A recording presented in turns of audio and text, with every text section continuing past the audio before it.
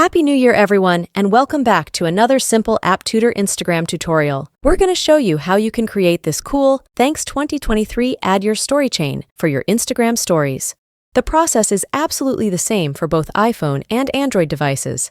And the first step is to open your App Store if you are an iOS user, or your Google Play Store if you use Android, and then make sure that your Instagram application is fully updated to the latest version. If you have any pending updates right here, just make sure to hit that update button and wait a couple of minutes until Instagram updates to the latest version. When you do that, you can open Instagram, and we can then continue in creating our trending story. We will have to go over to an Instagram account in order to find the specific Add Your Z sticker, and that account name is Add Your Sticks. So make sure that you type in this username in the Instagram search bar and go over to this profile. This is a relatively new profile with only a couple of posts and story highlights, so it won't be difficult to find this account. After you do find it and open it, you want to go over to the Highlights section and then select this John 2024 highlight.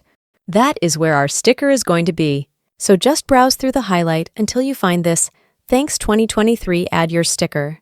Once you find it, you can create your story by tapping on this Add Yours button, and that is going to open the template in our Instagram camera.